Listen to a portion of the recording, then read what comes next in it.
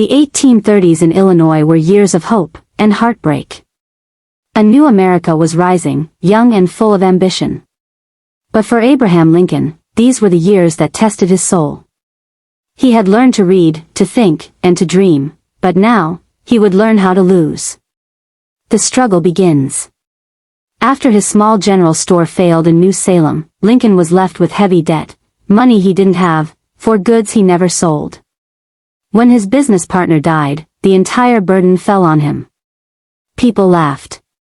"That tall fellow should have stayed on the farm," they said. But Lincoln didn't run. He promised every creditor he'd pay them back, no matter how long it took. For the next 15 years, he worked, splitting logs, writing deeds, helping neighbors, until every cent was paid. That honesty earned him a new name, Honest Abe. But honesty alone couldn't erase loneliness.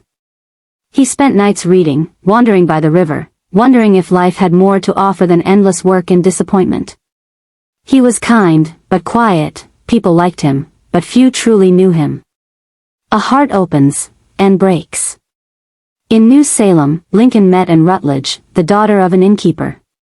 She was gentle, with red hair and bright eyes, always kind to everyone. She believed in him when few others did. For the first time, Lincoln allowed himself to dream of love. They spoke about the future, a home, a life together. Her faith in him gave him confidence, his words made her laugh.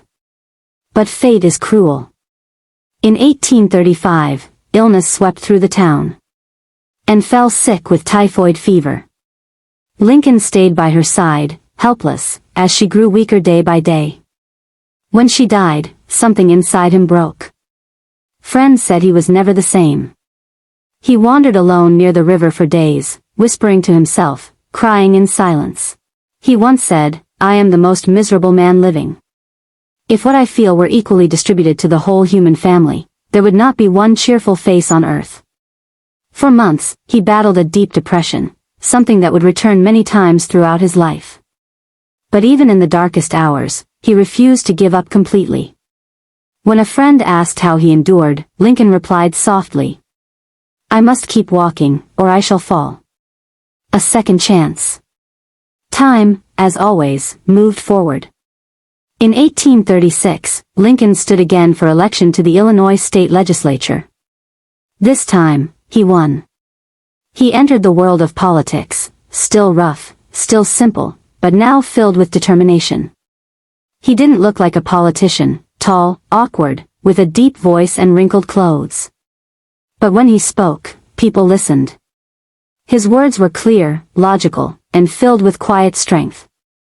He said in one of his first speeches, "I am humble, but I am firm in my belief that right makes might."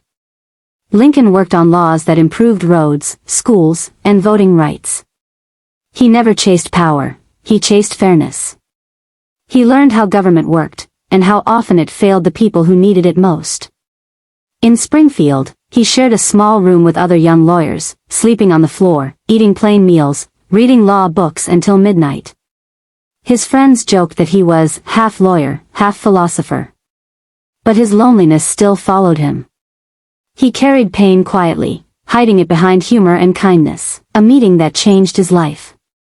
In Springfield, Lincoln met Mary Todd, a woman unlike anyone he'd ever known. She was educated, confident, and sharp-tongued. Where Lincoln was humble and slow to speak, she was fiery and ambitious. She came from a wealthy Kentucky family, and many wondered why she took interest in a poor, awkward lawyer.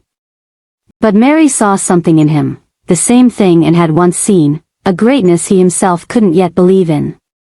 Their relationship was complicated. They loved deeply but argued often. Mary was emotional, Lincoln was quiet, she wanted to rise quickly, he wanted to take his time. At one point, they broke off their engagement, Lincoln, overwhelmed by self-doubt, writing to a friend. "I am now the most miserable man living. It seems as if I shall never be happy again." But love has a strange way of returning. A few years later, they reconciled and married in 1842. They had 4 sons. But only one would live to see his father grow old. Even in family life, tragedy followed Lincoln, but so did endurance. The lawyer who fought for justice. By the 1840s, Lincoln had become one of the best-known lawyers in Illinois. He rode from town to town on horseback, carrying nothing but a few clothes, papers, and his faith. He charged little, and often helped those who couldn't pay. If he felt a client was dishonest, he refused the case. Once, when a farmer offered him half of a disputed land as payment for helping win the case, Lincoln said, "I would rather lose my fee than take what is not rightfully mine." He became known not just as a lawyer, but as a man who made others believe in fairness again. His colleagues said, when Lincoln spoke, truth itself seemed to speak. But behind the quiet lawyer was still a man at war with himself, torn between ambition and doubt, faith and despair, politics and principles. In 1846, Lincoln was elected to the U.S. House of Representatives. It was his first step into national politics, but it didn't go as planned. He opposed the Mexican-American War, believing it was unjustly started. That made him unpopular. Newspapers mocked him, calling him cowardly and unpatriotic.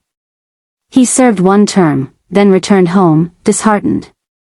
For the next few years, he stayed away from politics, focusing on his law practice. He read Shakespeare, the Bible, and poetry to calm his restless mind. He said once, "Books are my best friends, they never demand, they never judge." But while he was away from politics, America was changing. The debate over slavery was tearing the nation apart. Lincoln, a man who hated injustice, could no longer stay silent. The return of purpose. By the 1850s, Lincoln's quiet years were over. The country was divided, slave states and free states fighting over morality, economics, and identity. Lincoln began giving speeches again, small ones at first, then larger, more powerful. He said in one, "A house divided against itself cannot stand. I believe this government cannot endure, permanently half slave and half free." Those words shook people. They weren't just political, they were moral, spiritual, deeply human. He had found his true voice again, the same voice that had once read by firelight in a log cabin, now speaking to the heart of a nation. From failure to faith. Looking back, Lincoln once said, "I am not bound to win, but I am bound to be true." Every failure, every heartbreak, every loss had taught him something no book could teach, how to endure. He had learned that success is not about never falling, it's about rising every time you do. When people asked him how he became strong, he smiled and said, "The path to strength is through sorrow." That sorrow had made him wise. That wisdom had made him humble. And that humility would one day make him great. The world still saw him as just a small-town lawyer, but history was already watching. He didn't yet know that one day, his words would save a divided nation. Or that his pain would become the foundation of his compassion. For now, he was simply Abraham Lincoln. A man who had failed, suffered, and yet stood taller than ever before.